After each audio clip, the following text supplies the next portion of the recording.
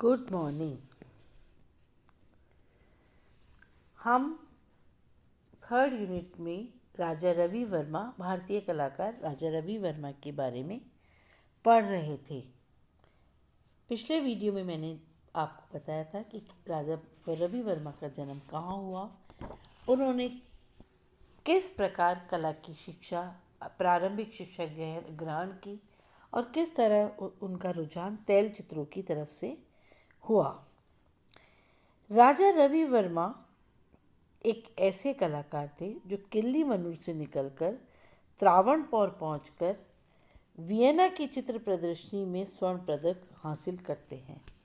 19वीं सदी की यूरोपीय यथार्थवादी शैली में वह ऐसी दक्षता के साथ काम करते हैं कि समूचा कला जगत अभिभूत रह जाता है।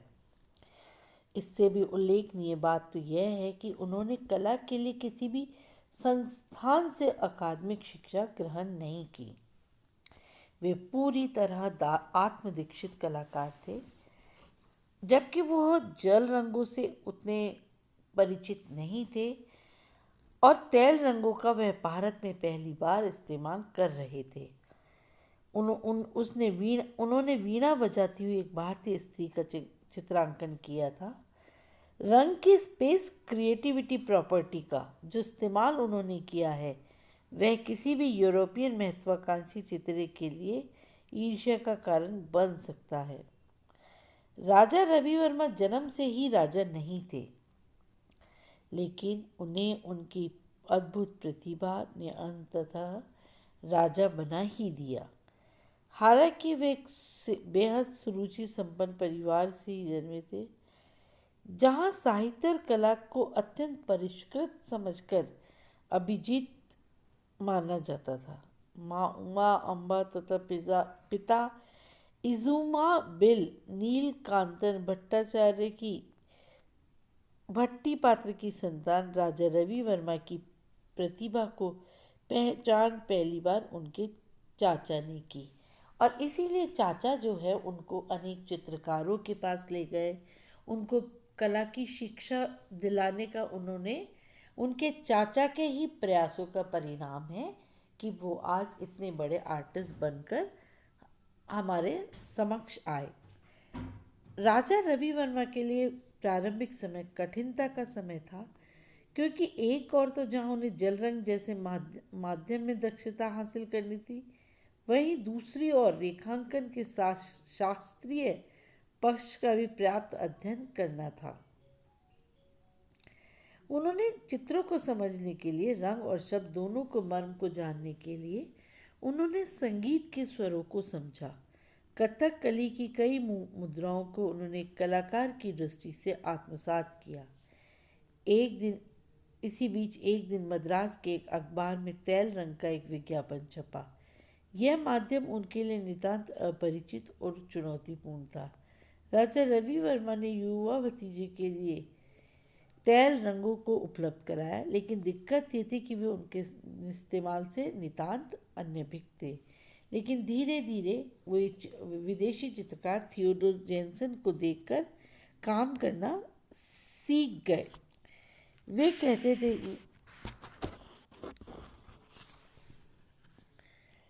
कहते थे कि चित्र बनाना और चित्र को समझना दोनों अलग अलग चीज़ें हैं। अतः किसी भी चित्र को बनाने के पीछे उसका गहन अध्ययन होना आवश्यक है।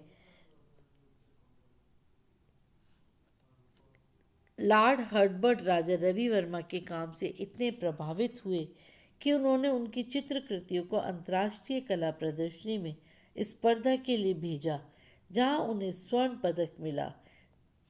ये स्वर्ण पदक मिलते ही कला जगत का सारा परिदृश्य ही उनके लिए बदल गया।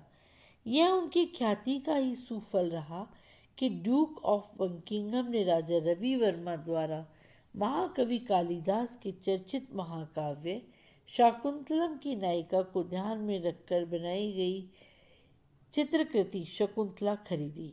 तब के समय में उसका मूल्य 50,000 अदा किया। यह वह कालखंड था जब औपनिवेशिक सत्ता के विरुद्ध एक धीमी लपट सारे देश में जल रही थी, क्योंकि भारतीयों को लग रहा था वे ब्रिटिश साम्राज्यवाद के शिकंजे में फंसकर अपनी इस अस्मिता खो रहे हैं। भारत की भव्य और विराट परंपरा पर वक्त की धूल जमती जा रही थी। निश्चय ही उन्हें उनकी तलाश में सिर्फ मुड़कर ही पीछे देखा जा सकता है। इसलिए निकट अतीत के उत्खनन को उन्होंने इरादतन रद्द करते हुए सुदूर अतीत या कहीं की पवित्र की तरफ अग्रसर होना तय किया, क्योंकि विराट और वैविध्य भर ही शेष था, जो ऊर्जा देने के विकल्प की तरह सामने था। शायद यह वही द्वंद्व था जिसने राजा रवि वर्मा को अपने चित्रों के विषय को निर्धारित करने में एक बड़ी निर्णायक भूमिका अदा की। उन्होंने संस्कृत नाटकों, गीत गोविंद और रस मंजरी की मदद ली और यूरोपीय न्यू क्लासिकल रियलिज्म की संभावनाओं का दोहन करते हुए भारतीय पुराकथाओं और देवी देवताओं का चित्रण प्रारंभ किया। राजा रवि वर्मा ने असंख्य देवी देवताओं के चित्र बनाए हैं, जो बाद में भी कैलेंडरों में आप देखते हैं कि वो बहुत यूज़ किए जाते थे। बल्कि पुराने कैलेंडर हम देखते हैं, उन सब में हमें राजा रवि वर्मा की ही पेंटिंग्स देखने को मिलेंगी। वो जो देवी देवताओं की चित्र बनाते थे, वे उनकी देव स्त्रियों की काया जो होती थी कुछ पृथुल होती थी, यानी कुछ भरी भरी सी होती थी। नतीजन वे खास किस्म की स्त्रियों के रूप में जानी जाने लगी, जो पूज्य से अधिक रूप विशिष्टता का भाव लिए हुए होती थी।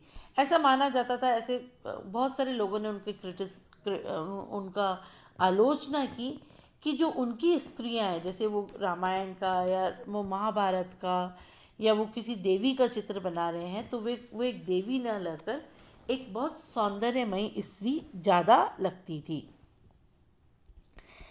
उनकी जो तुलना थी वो विदेशी स्त्री की तुलना से की। विदेशी चित्रकार जैसी स्त्रियों बनाते थे, वैसी ही उनको उनके चित्रों की स्त्रियों के लिए कहा जाने लगा था। लेकिन फिर भी कहना न होगा कि पुराकथाओं और देवी देवताओं का चित्रण आसान नहीं था, क्योंकि उनके आभूषण, उनके वस्त्र विन्यास, उसके साथ ही उस परिवेश, उस काल को समाहित करना, उस काल को चित्रित करना जिसका कोई प्रत्यक्ष साक्ष्य नहीं था। राजा रवि वर्मा ने महाराष्ट्रीय 9 गज की साड़ी को देवियों के परिधान बनाया। तब भी तत्कालीन कला आलोचकों ने उनकी बहुत निंदा की। इस साड़ी के साथ चित्रण में ऐसी स्थानीयता आ रही है जिससे मिथकीय पात्रों और चरित्रों की भौगोलिकता ही संदिग्ध और संकटग्रस्त होने लगी थी। उनकी आलोचना से घबराकर उनके चित्रों के बारे में ऐसा कहा जाने लगा था। राजा रवि वर्मा ने वसंत सेना नामक चित्र में 9 गज वाली साड़ी को पहली बार ऐसा रूप दे दिया कि धीरे धीरे वे भारतीय स्त्री की सर्वदेशीय पोशाक बन गई। बाद में इसी उल्टे पल्ले वाली साड़ी को रविन्द्रनाथ टैगोर की भाभी ज्ञान नंदिनी ने पहनकर सर्व स्वीकृति बना दिया। बहरहाल साड़ी लपेटने की इस शैली ने की परंपरा को समकालीनता प्रदान की और आज भी वह भारतीय स्त्री के अभिजात्य परिधान के लिए बहुत इम्पोर्टेंट मानी जाती है। राजा रवि वर्मा सुबह 4 बजे उठकर अपने चित्र बनाते थे। प्रकाश और छाया के सूक्ष्म अध्ययन और आकलन के लिए यह समय उन्हें सर्वाधिक उपयुक्त लगता था। इसमें अंधेरे की विदाई और उजाले की दबे पांव आमद हुआ करती थी। एक जो उजियाला होता था ना, वो जो उनके रंगों में दिखाई देता है, उसका जो सूफियानापन होता है वो उनके जो रंगों में दिखाई देता है वो अभूतपूर्व है। जैसे कि आप ये देखिए, सामने आपके चित्र प्रदर्शित है दमयंती, कितनी स्वाभाविकता से दोनों स्त्रियां अपनी बातचीत में लिप्त हैं और उनकी साड़ी का एक एक सल आप महसूस कर सकते हैं कि जैसे मानो ओरिजिनली उन्होंने इन साड़ियों को पहन रखा, वो ओरिजिनली इन साड़ियों को पहनकर फोटो खिंचवा रही हो। बहुत ही यथार्थवादी चित्रकार थे राजा रवि वर्मा, जिन्होंने अपनी कलम को साध लिया था। भारतीय कला जगत में उनकी कृतियां धीरे धीरे अमर होती जा रही थी। उन्होंने शांतनु, मत्स्यगंधा, नल दमयंती, श्री कृष्ण देव की, अर्जुन सुभद्रा और विश्वामित्र मेनका जैसे चित्र बनाए। उन्होंने स्त्री देह का भारतीय कला दृष्टि के परंपरागत ढांचे में डालकर उन्होंने उसे प्रस्तुत किया। उन्होंने अपने छोटे भाई के साथ उत्तर भारत की सांस्कृतिक यात्रा की ताकि वो सांस्कृतिक और भौगोलिक समग्रता को पूरी तरह आत्मसात कर सके। अब तत्काल बाद में इस यात्रा के तत्काल बाद में उन्होंने अपनी चित्र कृतियों में भूदृश्य भी चित्रित करना यानी लैंडस्केप भी चित्रित करना प्रारंभ किया। बहरहाल चित्र में पृष्ठभूमि जो लैंडस्केप बनाए गए थे वह उनके ब्रदर अनुज ऐसा काम किया करते थे। इसके पश्चात उन्होंने माधव राज के जरिए राजा रवि वर्मा को बड़ौदा के